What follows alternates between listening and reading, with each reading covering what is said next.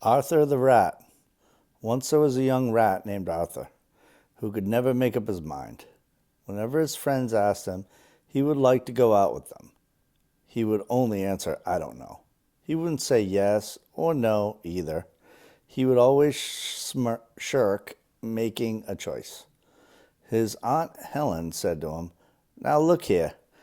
No one is going to care for you if you carry on like this. You have no more mind than a blade of grass."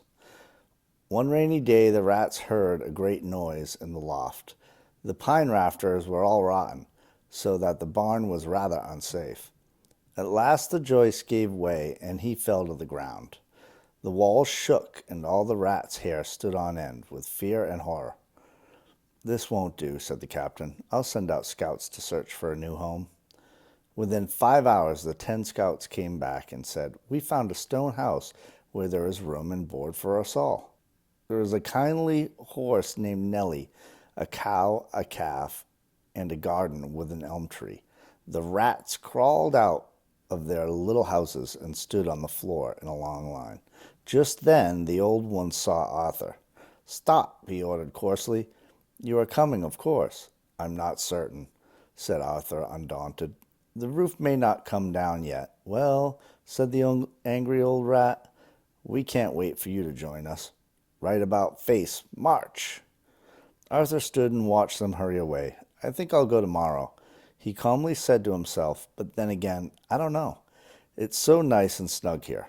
That night there was a big crash in the morning. Some men, with some boys and girls, rode up and looked at the barn. One of them moved aboard, and he saw a young rat, quite dead, half in and half out of his hole. Thus the stinker got his due. Kit. The quick little kitten thinks it a pretty big fish. Dress. Many of Jeff's best friends slept in mesh tents in pleasant weather. Trap. The harrowing black cat dashes at any man and lands on the plaid carriage. Lot. The honest swan stops and acknowledges the fox dodging the bothered wasp. Strut. Mother loves butter that comes from the southern countryside. Foot. The butcher should put the pudding in the wooden nook to cook. Bath. Can't have the staff asked to transfer to the enchanted castle in France. Cloth. Lawrence often offers Ross a Florida orange and horribly strong frothy Boston coffee. Nurse. The earth bird preferred the earthy worm. Fleece. These unique machines teach people to speak and reason. Face. The raven waits until late day for the great wave to break. Palm. Father and Ma said to calm the facade in the Nevada Plaza.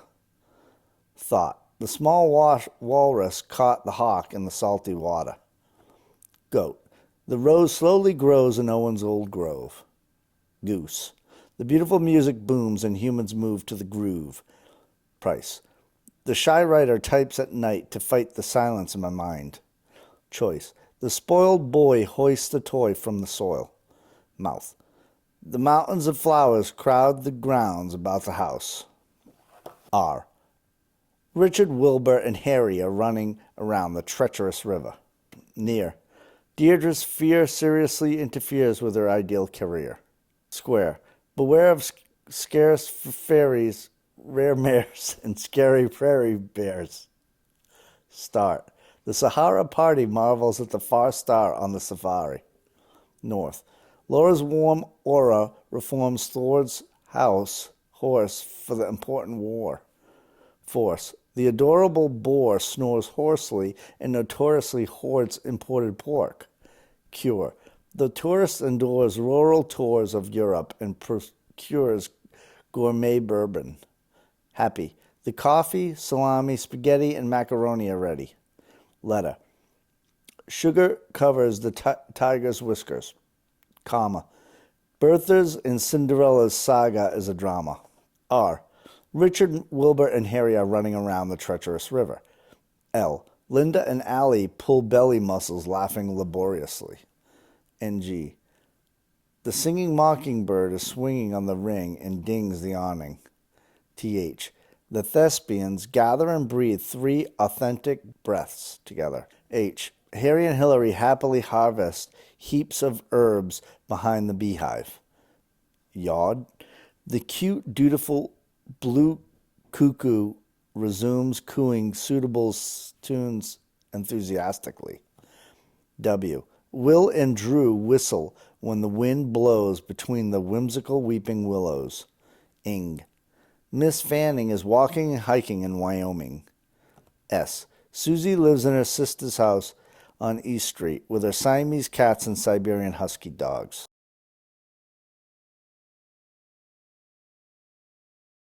I lived in Quantico. I lived in Camp LeJeune, North Carolina. I lived in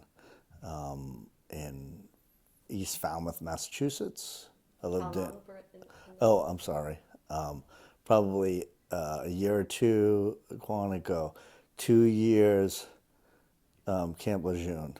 Let's see, it's probably 11 years Cape Cod, 2 years Yongsan, South Korea, then 1 year East Falmouth, Mass, then 3 years Fort Lauderdale, Florida, then 5 years Providence, Rhode Island, then 10 years Western Mass, Sturbridge, Wales, Mass, and then North Kingstown, Rhode Island, 5 years. And where were you raised? I was raised in East Falmouth, Mass, mostly. What are the influences on your accent?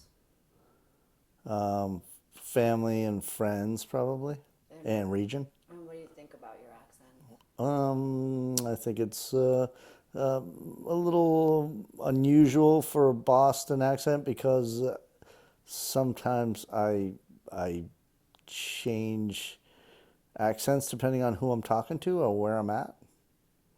So if someone said, "What's your accent?" What would you say? I'd say it's pretty much Boston. Okay. And what do you think about your voice? I like my voice. It's soothing. I like to sing.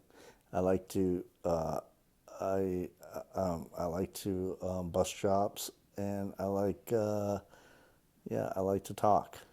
Do you sound like the rest of your family? Probably a little bit. I probably sound mostly like my dad. Do you have a piece of advice that you can share with people,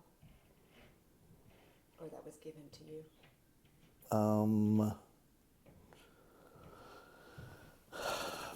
A piece of advice. Don't eat the yellow snow. No.